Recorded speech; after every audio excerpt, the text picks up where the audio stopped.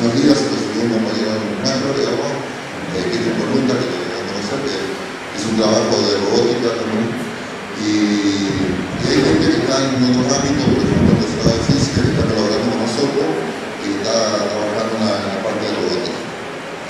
Bueno, como mencionó la chica hoy, lo que voy a presentar hoy es una extensión, digamos, de un prototipo que ya habíamos empezado a desarrollar el año antepasado, perdón, y le fuimos agregando cosas, ¿no es cierto? La idea es que este prototipo de robot tenía un sistema monosensorial, o sea, una percepción externa, nada más, ahora agregamos un dispositivo de percepción interna. Pero para los que no tienen ni idea de lo que estuve hablando anteriormente, vamos a hacer una revisión completa y contarles cómo es de qué se trata lo que estamos haciendo en robótica.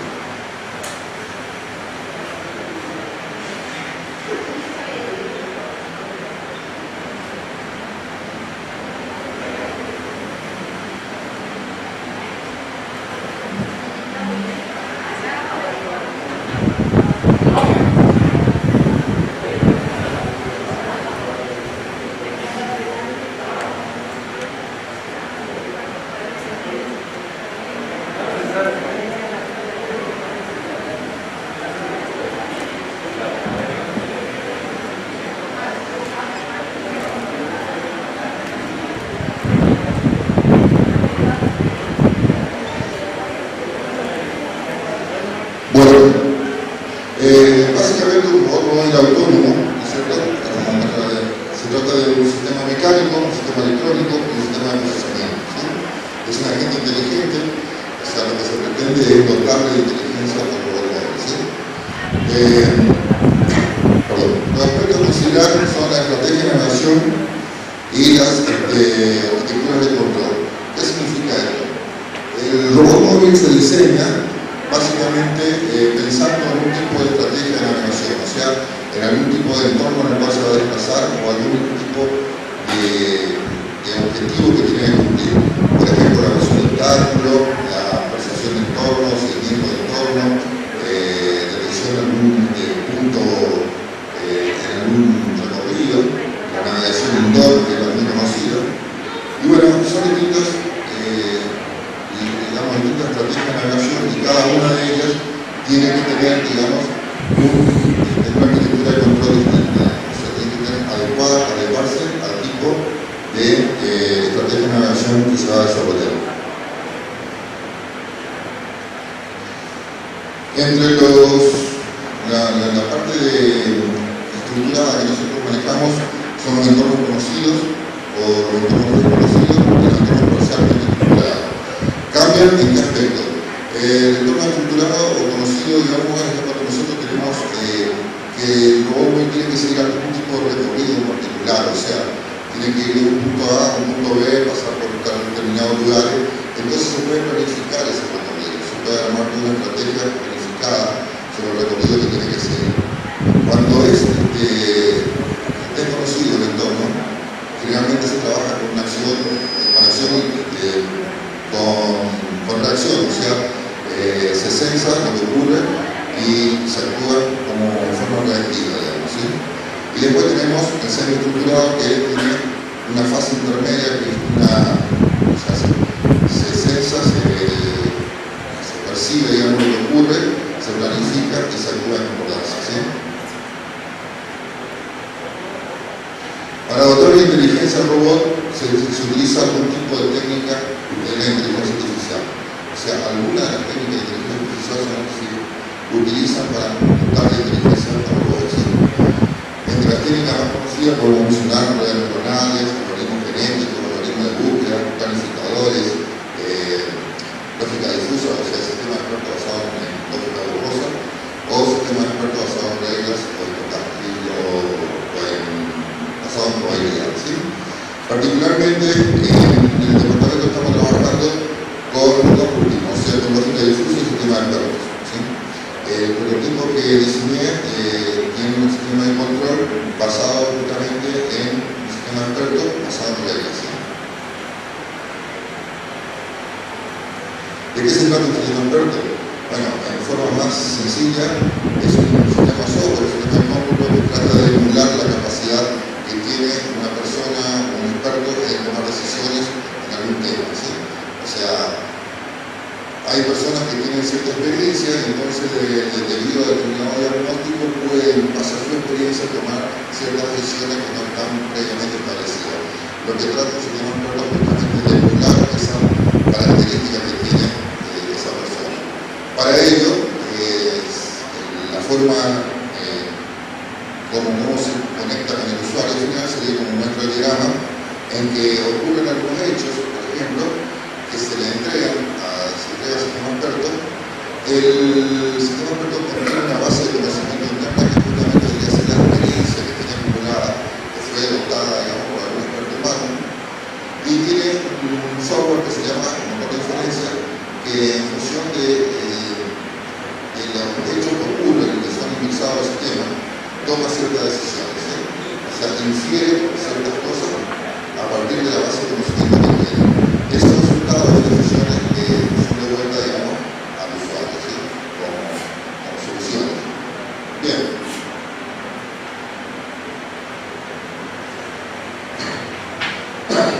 ¿Cómo introducimos ese sistema experto en un robot? Bueno, básicamente el robot se compone de tres partes, tres subsistemas. Un sistema sensorial, un sistema de procesamiento y un sistema de actuación o de, digamos así, de ejecución, ¿sí?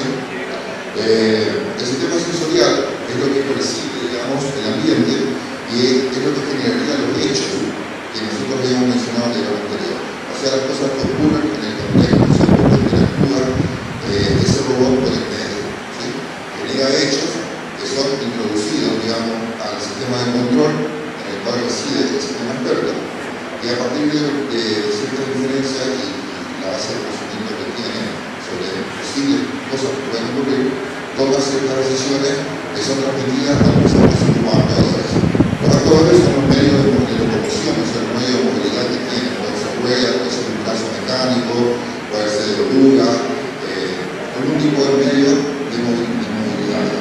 Bueno, como en nuestro caso se trata de robots móviles, o sea, no estamos hablando de otro tipo de robot industrial, o brazos mecánicos, o robot humanoide, sino que estamos tratando de robots que son móviles. Los actuadores van a consistir generalmente en algún tipo de locomoción de tipo rueda, motor o algo por el estilo. Como pueden observar, el primer bloque dice sistema sensorial y dice zonales. Esta es la primera versión, o sea, el primer prototipo que desarrollamos consistía solamente en un sistema sensorial de percepción externa. O sea, ¿qué hace eso? Son los sensores que analizan lo que ocurre en el contexto, pero no hacen referencia a cosas propias del robot. O sea, su estado en función de un contexto, sino que siempre pasa el contexto. La mejor versión fue crear un sistema de percepción interna, ¿sí? Y de esa forma se transforma esto en un sistema multisensorial. O sea, tiene un sistema de percepción externa y un sistema de percepción interna. Bien, de los bloques que están acá, voy comentando brevemente de qué se trata cada uno. El bloque más sencillo de comenzar a hablar es el sistema de locomoción, por lo menos sencillo en la parte de implementación, porque si nosotros vamos a hacer los cálculos de sistemática y dinámica que corresponden, es bastante complejo, ¿sí? Pero en lo que respecta a la implementación, como pueden observar, en robótica pequeña, digamos, a escala chica, lo que se utiliza como motores son los motores de corriente continua, los motores paso a paso y los servomotores. Cada uno tiene una característica particular, la que uno tiene que adecuar al tamaño del robot, a las cosas que desea, digamos, tiene que adecuar a algún tipo de movilidad. Particularmente para el robot, para este prototipo se optó por los servomotores, ¿sí? Como muestra la figura que está arriba. Estos servomotores son muy utilizados en el aeromodelismo y todo eso. La peculiaridad que tiene es que gira entre 0 y 180 grados. Entonces, si nosotros realmente quisiéramos que gire de 180 grados por gira los sentidos, tenemos que hacer una pequeña modificación, como ser cortar o interrumpir un tope que tiene internamente y adecuarlo, digamos, para trabajar con otros. La característica más importante es que el pequeño tamaño, digamos, dimensiones físicas pequeñas, pero tiene un gran torque, baja por la determinada fuerza para el tamaño que tiene. ¿Sí? Las configuraciones normales de tracción son las que se pueden ver acá. Tenemos configuración de un cuatriciclo, se imagina un triciclo común, en que el efecto de locomoción, o sea, que tiene la fuerza, digamos, que mueve el robot, está en la rueda delantera, que es única, y que tiene todo el movimiento y la fuerza. Luego tenemos el direccionamiento de Packerman, que es el que utilizan los vehículos, los autos comunes que usamos, que la locomoción, o sea, la tracción se genera, ya sea trasera o delantera, pero el movimiento la realizan en, digamos, la rueda delantera en un movimiento que sea solidario, digamos, o sea, al final simultáneamente a la mujer, ¿sí? El direccionamiento omnidireccional depende mucho del tipo de rueda, digamos, o sea, del sistema de locomoción. Como pueden observar, ese tercero de abajo tiene una fabricación especial que le permite no solamente desplazarse en un sentido, sino que también hacia los laterales, digamos. O sea, girando, tiene un control especial que se hace girar a los rodamientos, de manera tal que prácticamente tiene una movilidad completa en todos los sentidos. Obviamente el control de estos actuadores es un poquito más complejo y son también elementos más caros. Y por último tenemos el direccionamiento diferencial, que es el que utiliza nuestro robot, que se basa simplemente en la diferencia de velocidad que pueden tener dos ruedas en el mismo eje. Tenemos una rueda que es pilotea, digamos, que no tiene fuerza de torsión, y las ruedas que realmente generan movimiento van a permitir que el robot se desplace en un sentido o en otro en función de cómo giran las ruedas. O sea, si giran en el mismo sentido y a la misma velocidad, se desplazará hacia adelante, en el mismo sentido y en el sentido contrario, a la misma velocidad, girará hacia atrás, y si alguna de las ruedas tiene una velocidad distinta, tratará de inclinarse para el lado de la velocidad más lenta. ¿Sí? Este es el método que utilizamos nosotros en el prototipo. Respecto al sistema de control, o sea, de la parte donde tendría la inteligencia del robot móvil, se trata de una placa que es de hardware libre, que se conoce como Arduino. Hay varios modelos. El que utilicé yo es el Soidino Mega, que tiene un microcontrolador ATmega 280. En el momento en que compramos este, que utilizamos esta, era lo mejorcito que había. Ahora hay versiones más nuevas y más económicas. Tiene la particularidad que tiene varias entradas analógicas y digitales, tiene comunicación con E2C, tiene USB, se puede implementar Bluetooth a través de la conexión con RC232. Eso tiene varias cositas interesantes que hacen muy útil, digamos, para la parte de robótica. El microcontrolador que tiene, entonces, digamos, va a operar con una memoria RAM pequeña que tiene 128K, también tiene una memoria flash y una memoria dentro.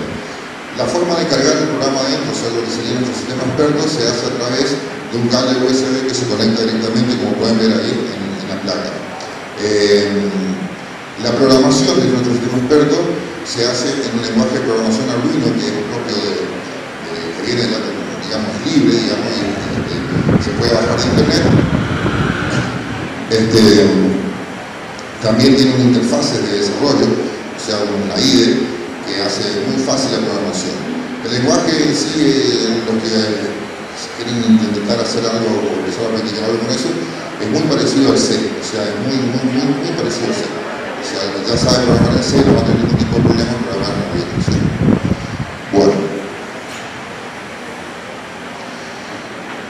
Lo que respecta a la base de conocimiento, ¿cómo hacemos nosotros para colocar esa experiencia humana que hacemos mención cuando hablamos nosotros de conocimiento humano, la experiencia humana, y que el sistema trata de emular la toma de decisiones basada en esa experiencia? Bueno, esa experiencia nosotros lo introducimos, digamos, a nuestro robot a partir de determinadas reglas. En el caso de este sistema experto que está basado en reglas, nosotros colocamos o almacenamos determinadas reglas, ¿sí? Son reglas que dicen, bueno, si pasa tal cosa, entonces hacemos tal otra. Para poder plantear o definir cada una de estas reglas, tenemos que ponernos en el lugar del robot en distintos escenarios, en distintas circunstancias en las que puede pasar. Supongamos que el robot se encuentra con un obstáculo, sería un escenario. Si se encuentra con una esquina, otro escenario. Si se encuentra con un borde, con algún ángulo u otro ángulo, sería otro escenario. Si, por ejemplo, se está aproximando a un entorno que debe seguir, es otro escenario.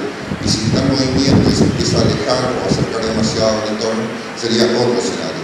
Todos esos escenarios que están ahí, nosotros tenemos que traducirlo, digamos, a reglas que se puedan grabar, digamos, dentro de la base de conocimientos. Entonces, se puede ver, por ejemplo, cómo sería una regla. Una regla así, hablada en nuestro lenguaje, como dice ahí, si la distancia de la pared que está dentro del margen permitido, que tiene que tener separación, y no hay obstáculo enfrente, entonces avanzar a una velocidad rápida. Por ejemplo, esa sería una regla.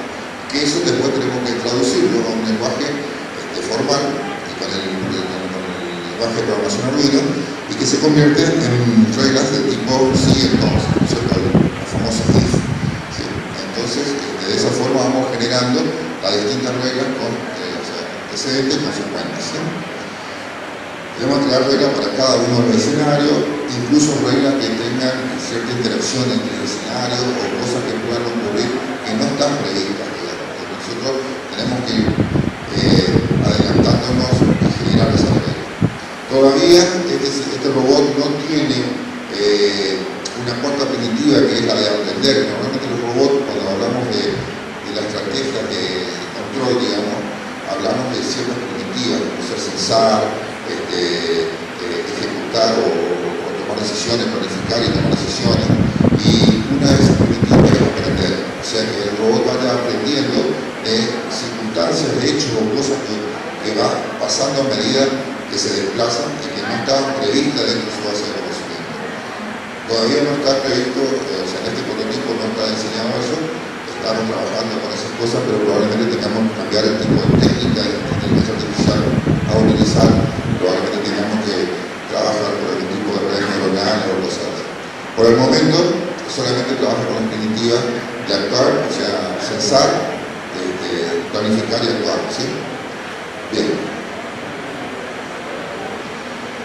Cuando hablamos de autonomía robótica tenemos que dejar de lado la parte de alimentación. Yo le puse solamente una diapositiva para comentarle un problema que surgió en el prototipo, que es que los servomotores, a pesar de que son pequeños, cuando empiezan a moverse, consumen mucha energía y generan transitorio o pico de tensión que si está alimentado, la placa Arduino está alimentada de la misma alimentación de los servos, puede en algunos momentos, por un pequeño instante de tiempo, dejarlo con muy baja corriente y hace que se resetee la placa o bien que haya algún tipo de error. Entonces, para evitar ese tipo de problema, lo que se hace es separar las alimentaciones, lo que sería para servo por un lado y lo que sería para la placa Arduino por otro lado, y se le agrega un tipo de regulador. Acá nosotros hemos implementado un regulador muy elemental con un diodo C y un par de capacitores, pero si alguno quiere trabajar un poquito más serio o más con, digamos, menor margen de error, tendría que trabajar con algún tipo de regulador integrado.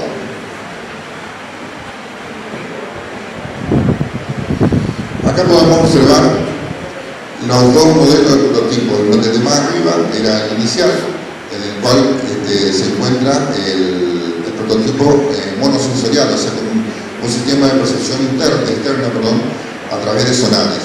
Y el de abajo es el que ya fue agregado la brújula electrónica, que es un sistema de percepción interna. La particularidad, a ver si se puede mostrar acá, esta sería la brújula electrónica que fue agregada al robot móvil. Y observen que tiene una posición vertical. Cuando lleguemos a la parte de la explicación de eso, vamos a comentarle a qué se debe que tenga esa posición vertical. De esta forma, por eso cuando hablamos al principio del título del trabajo, que es la implementación de un sistema multisensorial, es justamente el agregado de un sistema de percepción interna que no tenía el prototipo inicialmente. En lo que respecta a la percepción externa, que era, digamos, un arreglo de sensores que tenía el prototipo, básicamente se trata de los sonares, en este caso Maxonal Z1, tiene una particularidad de que es bastante estable, económico, y la forma de trabajo de esto es la siguiente, o sea, este sonar envía una onda, o sea, una señal, digamos, que viaja en el espacio, en el aire, hasta que encuentra un obstáculo. Cuando encuentra un obstáculo, esa señal de ultrasonido rebota, genera un eco que es capturado nuevamente por el sonar. Entonces lo que se hace es simplemente, de forma automática el sonar lo hace, medir el tiempo que tardó en ir y volver la onda. Y ustedes saben que es muy fácil decir velocidad igual a espacio sobre tiempo. Entonces a partir de ahí despejamos espacio y tenemos que, si tenemos el tiempo, tenemos la velocidad de la onda en el aire, la velocidad del sonido, podemos calcular la distancia que hay desde el sonar hasta el próximo obstáculo por lo que anda, ¿sí? Entonces de esa forma, si le conocemos como tiempo de vuelo, podemos calcular la distancia que está el sonar a algún tipo de obstáculo. Como pueden ver en la primera imagen, todos los sonares tienen un ángulo de visión, o sea, no es que captan un radio muy amplio, sino que depende de la característica física o de construcción, digamos, de ese sonar, va a tener mayor o menor ángulo de visión. ¿Qué significa eso? Hasta dónde puede estar, que no sea en forma, en el eje, digamos, del sonar, cuanto más separado puede estar un obstáculo que puede ser captado, digamos, por el sonar. Entonces, para este tipo de sonar se determinó que con un aspecto de sonares, así como está en la figura de abajo, distribuido a 45 grados, nosotros podemos tener un ángulo de visión, o sea, capturar un obstáculo desde 0 a 180 grados, después un poquito más. De esa forma tenemos el robot tendría un panorama amplio, digamos, en el cual poder percibir si existe algún obstáculo o algún tipo de entorno en el camino.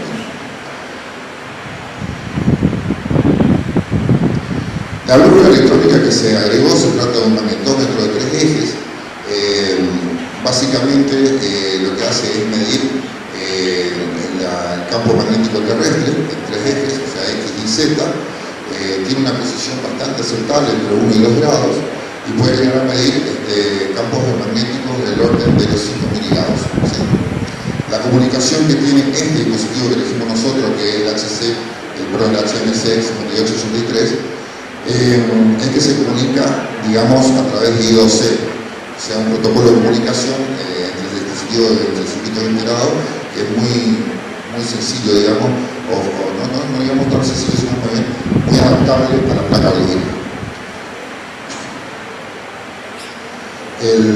La forma interna de esta brújula electrónica consiste en una resistencia de estado sólido que trabaja con la variación, o sea, pueden medir, digamos, una resistencia variable por campo magnético, ¿sí? Que están en forma de estado sólido, o sea, tienen un dispositivo móvil adentro. Eso se integra en una plaquita que se configura de manera adecuada con capacitores de resistencia para poder tomar las lecturas correspondientes y correctas, y al mismo tiempo todo eso se agrega a una placa impresa para que podamos tener conexiones con nuestra placa auditiva. ¿Se entiende? Una vez que implementamos todo esto, viene decir, bueno, tenemos los actuadores, tenemos los sistemas de percepción interna y externa, alimentación, tenemos todo, armamos el robot y probamos, y seguro que nunca va a andar como nosotros queremos. Porque generalmente en el momento del armado o incluso el tipo de elementos que estamos utilizando no siempre responde de la forma exacta que nosotros queremos o teóricamente como debería responder. Para eso existe todo un proceso que son las calibraciones. Las calibraciones se hacen a través de hardware, de software. O sea, se hacen distintas mediciones, se van probando cada uno de las distintas medidas, o sea, de distintos sensores. Por ejemplo, tenemos el caso de los sonares, se van poniendo a distintas medidas y se van evaluando la distancia que tiene para ver si es la correcta. En el caso de los actuadores o los servos, se van viendo si realmente esto, como tiene una modulación por ancho de pulso, nosotros decimos, bueno, le damos tanto tiempo de excitación, tendría que girar tanto. Se prueba que realmente ocurra eso, y si no tenemos que regular ese ancho de pulso por software. Bueno, no les voy a mostrar ahora por cuestión de tiempo, pero tengo una hoja de Excel con todas las pruebas que se hicieron a medida de que se van haciendo, nosotros en cada una de las pruebas, para ver y obtener, digamos, una calibración. También se calibra la brújula, eso se hace por plano polar, digamos, colocando norte, sur, este, oeste, en ángulos y grados, y se va rotando para ver si realmente están tomando las medidas que corresponden. En la tablita al lado podemos ver que hay algunas variaciones que es corregible, principalmente 90 y 270 grados, son los donde más variación hay, digamos, en un error de cerca de 10,9 grados, casi 11 grados a los 90, y en los 270 tenemos 4 grados y algo, ¿sí? Sí, 4,11 grados. Entonces, todo eso se tiene que corregir, digamos, por software. Tenemos que hacer esa corrección, y aparte esto tiene serios problemas. La brújula electrónica tiene muchos problemas con la interferencia electromagnética, o sea, la misma alimentación del robot, algún celular que ande cerca, cualquier cosa que produzca algún campo electromagnético puede influir en la lectura de la brújula. Hemos pensado en hacer este tipo de jaula de Faraday o otro tipo de elementos para evitar justamente esos problemas. Estamos trabajando todavía con eso, porque realmente tiene mucha sensibilidad. Y en la calibración de esta brújula hemos intentado que, como tiene 3 ejes, como le mencioné, es un magnetómetro de 3 ejes. Nosotros usamos solamente 2, o sea que si está así usamos por ejemplo el XY, si está así usamos el XZ o el Z. Entonces tuvimos que hacer las pruebas en todos los planos para determinar que realmente estando vertical es donde más acertada era la lectura y las mediciones. Por eso esa referencia en el gráfico cuando vimos la foto del robot, que está en forma vertical la platita del magnetómetro, porque de esa forma en esos dos ejes tiene menor error, digamos, de calibración. Muy bien, después de la calibración vienen todo tipo de evaluaciones. Acá tenemos, por ejemplo, la evaluación de obstáculos, tenemos seguimiento del entorno, cómo se fueron haciendo. Hay unas fotos acá que pueden mostrarles más o menos los trabajos caseros que se fueron haciendo. Si observan en la foto de arriba, a la derecha, pueden ver en línea más gruesa, eso sería lo que realmente debería haber hecho el robot, en línea más fina, el recorrido que hizo trabajando. En la foto de abajo se ve cómo se usó, bastante casero, tiene una fibra nada más adherida al robot y con eso va marcando el piso, digamos, así que, pero la precisión que se pierde, digamos, no es tanto, porque estamos hablando, digamos, que hay un movimiento de milímetros, no afecta, digamos, a la performance general del robot. Los resultados se hacen a partir de varias pruebas, y ustedes saben que las primeras pruebas se desechan porque son generalmente horribles. Entonces va quedando con las mejores, va afinando y va trabajando hasta que quedan las mejores. En este caso se planteó un entorno de 6,4 metros, se fueron tomando cada 10 centímetros medida, entonces eso me da total de 64 medidas por recorrido, ¿sí? Entonces, al tomar esas medidas y hacer varias repeticiones, de hecho se hicieron 12 repeticiones en total de giro horario y giro antihorario, y se pudo determinar un total de 768 muestras. Con eso se aplican una serie de funciones estadísticas, como ser la variación estándar, la variancia, la moda, la media, etc. Y hay algunas de las cosas que son, algunas funciones que son muy importantes, como ser la desviación estándar y la desviación estándar porcentual. Por ejemplo, la desviación estándar porcentual a mí me dio 5,06%, que considerando los 30 centímetros, ¿no es cierto?, que tiene de distancia entre el recorrido del robot y la pared, hace que el error sea de 1,51 centímetros, más o menos, más cerca de la pared o más alejada de la pared, que dentro de todo es un resultado bastante aceptable. A 30 centímetros se considera que tiene un recorrido bastante aceptable. Los mayores problemas que ocurren justamente cerca de un borde, porque ahí la dispersión de la onda, cuando choca, hay problemas en la onda, como cualquier onda tiene dispersión o reflexión, generan algún tipo de problema que por ahí no permite una buena medición. Bueno, como conclusión, se puede decir que el sistema el prototipo trabaja bien, digamos, en evasión de obstáculos y seguimiento de entorno. El agregado de la brújula interna hace mucho más eficiente el seguimiento de esos recorridos, pero todavía resta a girar un poquito más la brújula, generar algún tipo de protección para que no tenga esas fluctuaciones que suele tener con campos electromagnéticos. Como futura línea de investigación es seguir probando otras técnicas de inteligencia artificial. Como ya mencionamos, nosotros trabajamos solamente con el sistema de experto y el sistema borroso, o sea, lógica difusa. Queremos implementar algo de redes neuronales o algún tipo de algoritmo, como sea, algoritmo genético y una cosa más. También queremos modificar, o sea, trabajar con otro tipo de placas de empresas, digamos, de controladores, probar otros controladores que no sea ruido. Se pretende también trabajar, hacer en serie, una fabricación en serie para efectos educativos. Y entre otras cosas también está agregar esa perspectiva que ya había mencionado, que era de aprender, o sea, modificar el sistema experto para que vaya aprendiendo de los nuevos errores que tenga o de las cosas que vaya a aprender. Básicamente esto, el departamento sigue trabajando, estamos haciendo muchas cosas interesantes en el área de robótica y le invito a cualquiera de ustedes que se quiera agregar, adherir o aportar cosas, bueno, que se ponga en contacto con el Magíster Marinelli y ver si podemos hacer un trabajo juntos en muchas actividades. Muchas gracias y bueno, estamos contentos.